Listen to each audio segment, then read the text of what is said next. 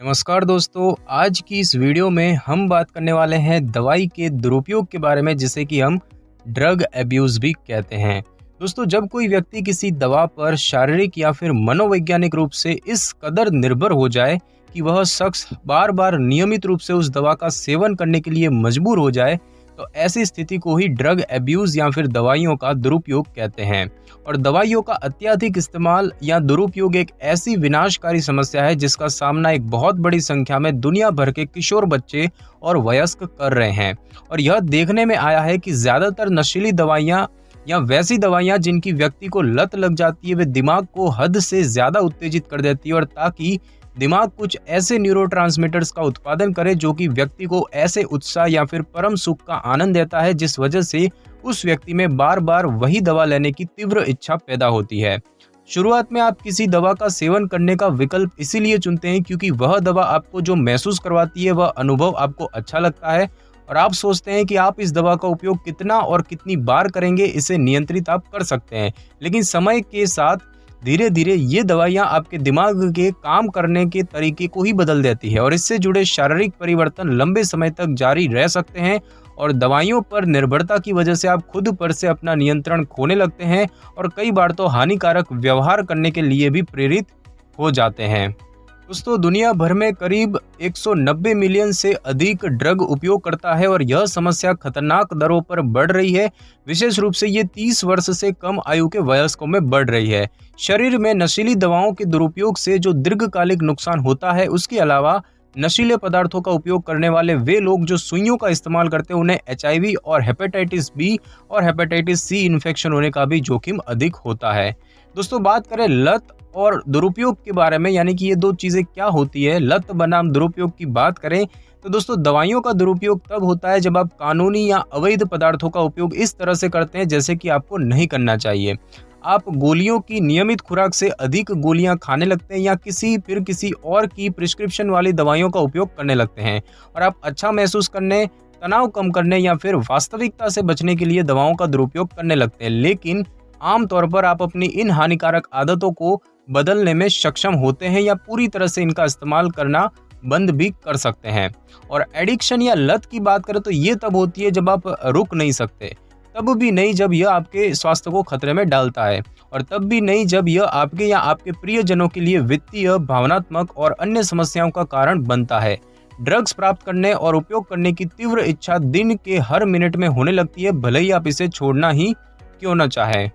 तो दोस्तों, अब हम जानेंगे कि दवाइयों का दुरुपयोग यानी कि ड्रग एब्यूज़ के क्या क्या लक्षण होते हैं। तो दोस्तों, दवाइयों का अत्यधिक इस्तेमाल या दुरुपयोग भारत में भी एक प्रमुख समस्या है, और कोई व्यक्ति किसी सामाजिक आर्थिक वर्ग से आता है, इस बात से कोई फर्क नहीं पड़ता। ज़्यादातर मौक़ों पर तो युवाओं को पता भी नहीं चलता, और वे किसी निश्चित प्रिस्क्रिप्शन वाली दवाइयों, बिना प्रिस्क्रिप्शन वाली दवाइयाँ या फिर अवैध पदार्थों की तरफ आकर्षित हो जाते हैं। दवाइयों के दुरुपयोग के लक्षणों और संकेतों को 3 कैटेगरी में बांटा जा सकता है। एक होता है शारीरिक, दूसरा व्यवहारिक और तीसरा जैविक। दोस्तों, बात की जाए शारीरिक लक्षणों की तो बहुत ज़्यादा सोना या बिल्कुल नींद ना आना, आँखों का एकदम लाल हो जाना, आँखों की पुतलियों का संकीर्ण या फिर संकुचित होना, शरीर के वजन में अचानक बदलाव होना, उल्टी आना या फिर भूख न लगना। और दोस्तों, बात की जाए व्यवहारिक लक्षणों की तो दवाइयों के दुरुपयोग के कारण व्यक्ति की आदतों और व्यवहार में कुछ निश्चित बदलाव हो सकता है, और कुछ लक्षणों को पहचान कर आप उन्हें और भी ज़्यादा बिगड़ने से रोक सकते हैं, जैसे कि सामाजिक संपर्कों में बदलाव होना, डिप्रेशन होना, आक्रामक व्यवहार होना, चिड़चिड़ापन का बढ़ना, हर वक्त अकेले रहने की आदत होना, और सामाजिक समारोह, भीड़ भाड़ या परिवार वालों से कन्नी काटना।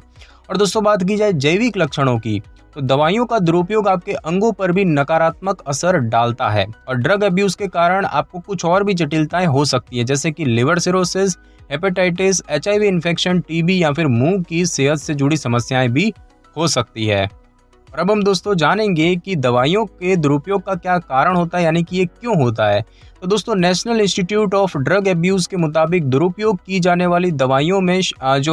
एक तो होते हैं एनाबॉलिक या फिर उपचय वाले स्टेरॉइड जिसे हम कहते हैं, साथ ही साथ OTC यानी कि ओवर द काउंटर दवाइयाँ, हेरोइन, मिथेम्फेटामाइन और कई और दवाइयाँ भी होती हैं। तो दवाइयों के दुरुपयोग शुरू करने का कारण भावनात्मक या फिर इमोशनल भी हो सकता है, और सामाजिक भी हो सकता है, और ऐसे कुछ और भी कारक है जो किसी व्यक्ति द्वारा दवाइयों के दुरुपयोग का कारण बनती है, जैसे कि ऐसे लोगों की सम्मति में रहना जो कि आपको दवाइयों का दुरुपयोग करने के लिए प्रोत्साहित करें। परिवार के किसी सदस्य या फिर भाई बहन को अगर पहले से ही ड्रग्स की लत हो,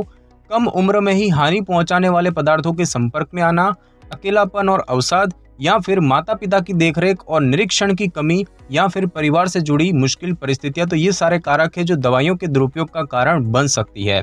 और दोस्तों बात की जाए कि दवाइयों के दुरुपयोग का निदान किस तरीके से किया जा सकता है, तो दोस्तों व्यक्ति के लक्षणों को देखकर ही कुछ निश्चित पदार्थों की लत को प्राथमिक रूप से डायग्नोस किया जा सकता है। व्यक्ति की संपूर्ण जांच करने के लिए आपको कोई और टेस्ट भी करवाने पड़ सकते हैं, जैसे कि फिजिशियन द्वारा पूछे गए सवालों का जवाब देना, ब्लड टेस्ट करना या फिर यूरिन टेस्ट भी किया जा सकता है। अब दोस्तों हम जानेंगे कि दवाइयों के दुरुपयोग यानी कि ड्रग एब्यूज की ट्रीटमेंट यानी कि इलाज क्या होता है या कैसे होता है। तो दोस्तों दवाइयों का दुरुपयोग चिकित्सा के योग्य स्थिति है और इसका पूरी तरह से इलाज किया जा सकता है। सही तरीके से तैयार किए गए पुनरुद्धार प्रोग्राम के जरिए मरीज की बेहतर तरीके से मदद की जा सकती है।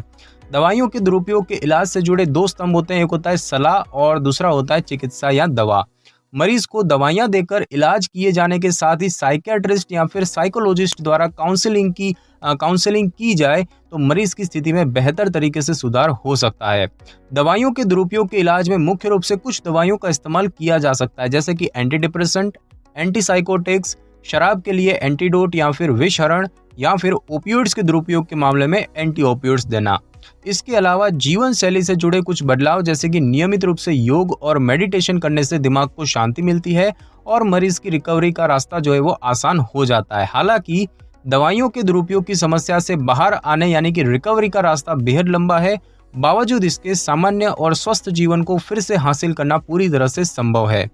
डॉक्टर के साथ नियमित रूप से फॉलोअप करना और इलाज के शेड्यूल का सख्ती से पालन किया जाए तो मरीज की पूरी तरह से रिकवरी हो सकती है। दुरुपयोग की इस समस्या में फंसने वाले मरीजों की यह आदत पूरी तरह से छूट जाए, इसके लिए परिवार और दोस्तों का सपोर्ट भी बेहद ही जरूरी होता है।